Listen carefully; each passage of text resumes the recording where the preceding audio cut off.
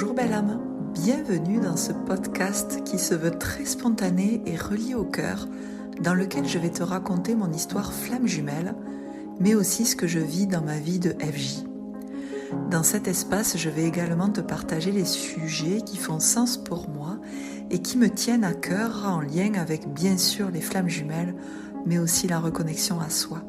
Je suis Marissa Hugued, en relation FJ depuis plus de 25 ans et mariée à ma flamme jumelle. Je suis éveilleuse d'âme et auteure. J'accompagne depuis presque 10 ans maintenant les personnes qui viennent à moi en étant reliées à leur âme. Je leur transmets les messages que j'entends, que je perçois, tout en libérant leur mémoire bloquante. Depuis quelques années maintenant, j'accompagne de plus en plus de flammes jumelles sur leur chemin d'éveil. Bienvenue dans cet espace qui se veut authentique. Je te souhaite une très belle écoute. Et si ce podcast te plaît, n'hésite pas à laisser un commentaire. Merci.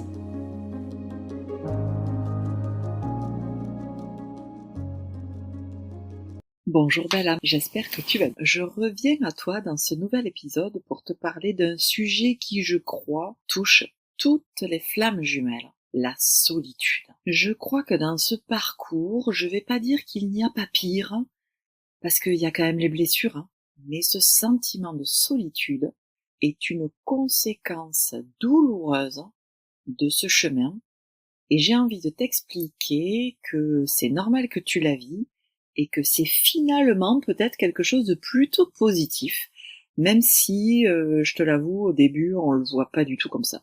Donc ce sentiment de solitude, en fait, il vient, alors déjà j'ai envie de te dire, il est là bien avant que tu rencontres ta flamme jumelle, il est peut-être là dans ta toute jeune enfance, parce que tu te sens peut-être différent de ta famille, extraterrestre, pas comprise, mais tout ça, ce sentiment, tu l'as oublié parce que tu as mis des couches et des couches et des couches d'adaptation pour être ce que l'autre veut que tu sois, par déloyauté, bon, tout le pataquès des blessures. Et donc, à un moment donné, tu rencontres ta flamme jumelle, il y a la séparation, et là, tu commences à faire un travail sur toi, et là, tu commences le trajet ou le chemin, je ne sais pas comment je pourrais le dire, de cette solitude. Et cette solitude, elle est là de façon normale et logique, mais tu ne le sais pas encore. Et ça peut être un sentiment extrêmement souffrant, où tout d'un coup, le fait de perdre ton autre te renvoie dans cet abysse de vide, de rien, d'ennui, qui a toujours été là, mais qui était masqué par tout un tas de choses. Alors pourquoi tu vis cette solitude ? Alors une fois qu'il y a eu la séparation, que souvent le chaser tombe entre guillemets dans une nuit noire de l'âme, en fait tu vas faire un travail sur toi. Et la solitude peut s'accentuer parce que ce travail sur toi va sûrement te faire rendre compte que les personnes que tu as autour de toi, en fait elles sont pas alignées avec ton être véritable que tu es en train de découvrir. Donc peut-être que tu as perdu ta flamme jumelle, mais tu vas tour à tour perdre ou couper de façon volontaire avec les personnes que tu as autour de toi qui ne sont plus dans ta vibration, plus alignées avec ton être. Et donc cette solitude ne va pas se référer juste à la flamme jumelle, mais bien à tout un contexte extérieur qui peut être familial, amical et parfois aussi professionnel. Et c'est là où ça peut devenir encore plus douloureux parce que tu te retrouves de toi à toi, ne sachant à quoi faire, ni comment t'y prendre, dans une solitude extrême et dans une souffrance, et au-delà peut-être des thérapies que tu fais, il y a quelque chose en toi où tu te dis mais comment c'est possible d'être seule à ce point ? Pourquoi je suis seule à ce point ? Alors pour moi, il n'y a pas de hasard. En fait, cette solitude, clairement, te force à aller vers toi-même. Alors, bien sûr, tu vas te dire, est-ce que je suis la seule ? Est-ce que c'est pas une punition ? Pourquoi je traverse ça ? Peut-être, tu vois, te bouger dans tous les sens, repartir dans des amitiés qui ne te conviennent pas exprès, en fait, pour pas ressentir cette souffrance en toi. Mais au fond, Je pense que tu n'as pas le choix que de le traverser. Et je crois que ça fait partie en plus un peu du fardeau des flammes jumelles, parce que s'il y a bien quelque chose qui est difficile de parler, c'est bien la flamme jumelle. Parce que quand tu en parles à des personnes qui ne vivent pas ça, très souvent tu as les conseils, arrête de t'entêter dans cette relation, ton autre est un pervers, un manipulateur, donc laisse tomber, mais pourquoi tu ne l'oublies pas, mais qu'est-ce qui se passe, mais tu devrais arrêter tout ça, et t'es encore en train de penser à cette personne, et t'es encore dans cet objectif de relation. En fait, au plus tu en parles, au plus tu as peut-être des jugements, des conseils, et toi c'est pas du tout des conseils que tu veux, c'est juste du soutien, te sentir légitime dans ce que tu vis, et tout ça c'est fait, j'en suis quasi persuadée, pour t'obliger à revenir vers toi. Parce qu'on pourrait le croire, parce que c'est souvent le chemin qu'on prend, c'est-à-dire que je n'en parle plus. J'ai des amis, mais je n'en parle plus, parce qu'à chaque fois que j'en parle, j'ai des réflexions, j'ai de la désapprobation, et moi ça me fait mal, je ne me sens pas comprise. Et c'est là où, parce que tu te sens seule, que tu es obligé de revenir à l'intérieur de toi, tu es obligé d'assumer ce qui se passe en toi. Cette solitude va te permettre de te détacher de cet extérieur. Dans ce silence, dans ce désert, tu vas être obligé, par toi-même, même si tu es accompagné d'un thérapeute, tu vas être obligé d'aller toucher tes parts d'ombre. Et c'est normal. Parce que en touchant tes parts d'ombre, tu les acceptes, tu les accueilles, tu vois une vérité cachée. Et donc, tu vois tes parts d'ombre, tu vois tes parts de lumière, pardon, et donc tu ne peux être du coup que complète, que autonome, même si on est bien d'accord que cette solitude, elle fait mal, et l'être humain, il n'est pas fait pour être tout seul. Clairement pas. Mais c'est un passage comme dans un tunnel où tu vas devoir le traverser pour être en lien de plus en plus avec toi-même et donc avec cette vérité qu'il y a en toi. Parce que ça va te permettre d'être dans le monde, de ne plus dépendre de Pierre, Paul, Jacques, Gertrude, des personnes qui sont autour de toi, ou justement parce que tu es capable de revenir en toi, parce que tu n'as pas peur de toi-même, tu vas être beaucoup moins dépendante de l'avis de l'autre, du regard de l'autre. Tu vas t'assumer tel que tu es, que ça plaise ou non à l'extérieur. Et ça va t'obliger à aller forcément t'accepter tel que tu es, parce que cette solitude qui est là depuis que tu es né, cette sensation d'être extraterrestre, cette sensation de ne pas être comme tout le monde, d'être différente, d'être peut-être pas normale, hein, c'est peut-être des mots que tu te dis, mais ça va t'obliger d'aller voir ton enfant intérieur et donc de t'assumer tel que tu es, avec ton authenticité, avec ton originalité, avec ton ingéniosité, avec ton intuition, avec toutes ces parts de toi qui font qui tu es et qui font que tu es une merveilleuse personne. En même temps, cela va te permettre de te détacher de ton autre. Bien évidemment, parce qu'au-delà de se détacher du regard de Pierre, Paul, Jacques, Ginette ou Gertrude, il y a forcément se détacher de ton autre. Parce que quand tu le perds, quand tu es dans ce désert intérieur, dans ce silence, que tu t'ennuies, que tu ne sais pas quoi faire, que tu tournes en rond, que tu as ces pensées obsessionnelles, que tu es comme une lionne en cage, tout ça, ça t'amène à te libérer des loyautés que tu peux avoir envers ton autre, sous-entendu, pour être en vie, il faut que mon autre soit là. Et si mon autre n'est pas là, je ne suis pas en vie. Bien sûr qu'au début tu vas avoir ce sentiment, que tu en aies en conscience ou non, parce que cette loyauté, elle est légitime, elle est là depuis les anciennes vies, peut-être même qu'il y a une culpabilité intérieure, je n'en sais rien.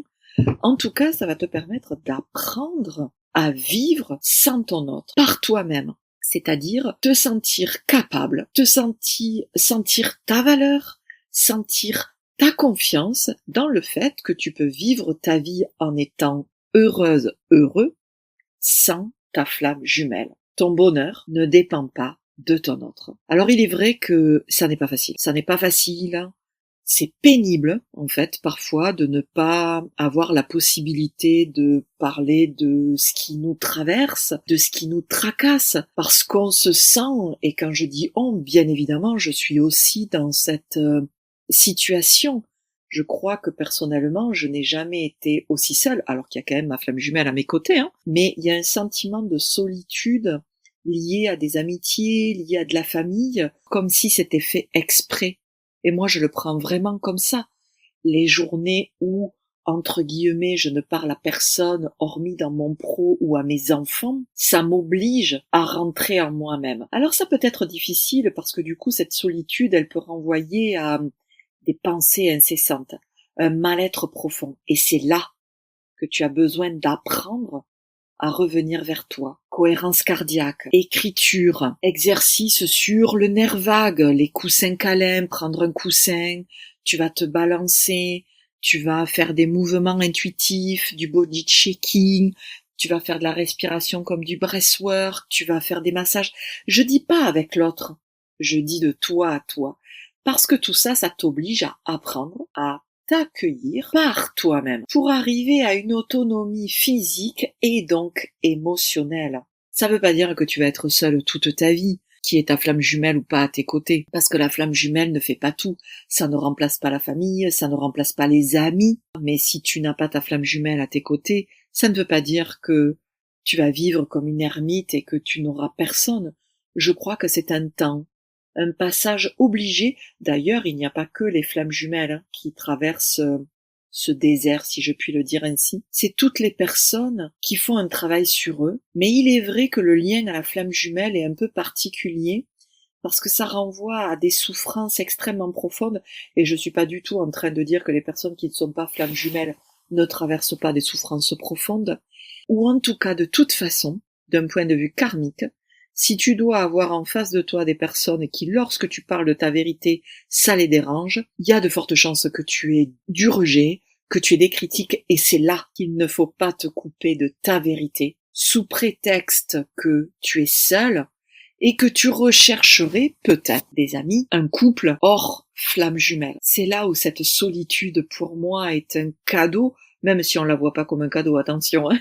Mais à mon sens, on la voit à un moment donné comme un cadeau parce qu'elle est la possibilité, une fois de plus, d'assumer ce qui se passe en toi sans avoir peur du jugement de l'autre, sans avoir peur de la trahison, sans avoir peur du rejet, sous-entendu sans avoir peur d'être seul, puisque quelque part, tu l'es déjà, donc ça ne peut pas être pire, et il y a quelque chose en toi qui dit « je préfère être seul » que mal accompagné, alors que jusqu'avant la rencontre avec ta flamme jumelle, tu préférais être mal accompagné que seul. Donc, si tu vis ces moments de solitude, je ne peux qu'être compatissante envers toi-même et avoir beaucoup d'empathie parce que je sais que c'est difficile, je sais que ce tunnel parfois paraît long, et à la fois en l'acceptant que c'est comme ça. Parce que qu'est-ce que tu veux faire? Tu veux pas aller toper quelqu'un dans la rue, le prendre par le col et lui dire attends, sois mon ami, quoi. C'est pas possible. Tu peux pas faire pareil avec ta flamme jumelle. Ça n'est pas possible. Donc, au plus tu acceptes cette situation, au plus tu es responsable de toi-même. Tu prends soin de toi, tu prends soin de ton corps, tu prends soin de ton émotionnel. Mais de toi, je te parle même pas de thérapie. Bien sûr, la thérapie, j'ai envie de dire, c'est un peu obligatoire en ces temps. Tu vois, pour ceux qui sont vraiment en conscience et qui se sentent l'appel à être eux-mêmes. Mais il y a quelque chose d'être autonome à l'intérieur de toi, pour toi-même.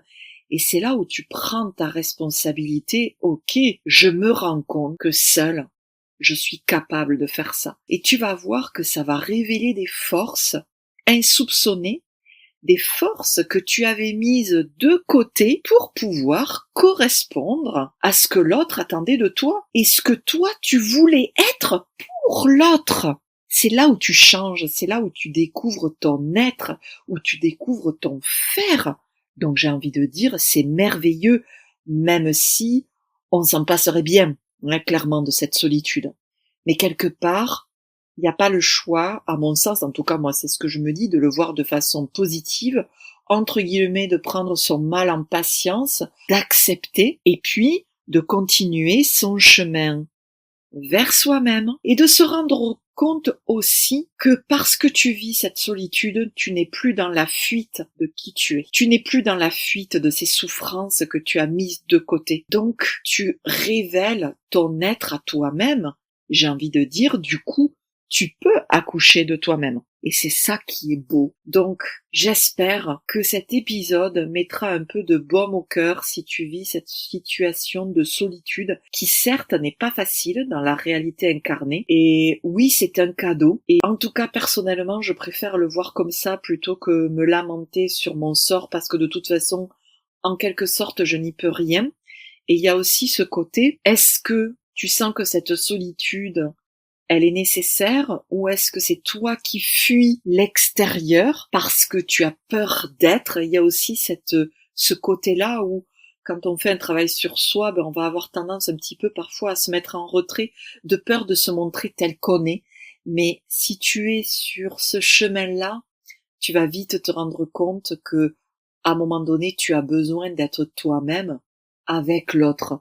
Et quand je dis l'autre, je parle de la flamme jumelle, mais je parle aussi des personnes que tu as à côté de toi. Et c'est là où tu vas voir, en étant toi-même avec l'autre, si l'autre t'accepte tel que tu es ou pas.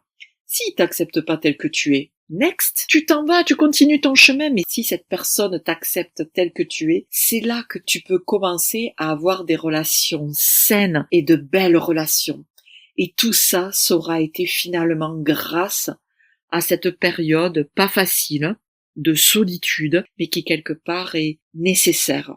J'espère que cet épisode t'aura fait du bien ou t'aura légitimé dans ce que tu vis. En tout cas, une fois de plus, merci de m'avoir écouté. Et puis je te souhaite beaucoup de courage. Reste dans ta vérité, légitime ce qui est important pour toi, responsabilise-toi, fais les actes que tu as besoin de faire pour toi sans attendre que ça vienne de l'autre. Est-ce que c'est s'exprimer? Est-ce que c'est poser des actions? Est-ce que c'est au contraire ne rien faire? Voilà, prends bien soin de toi et je te souhaite beaucoup d'amour et je te dis à tout bientôt dans un prochain épisode.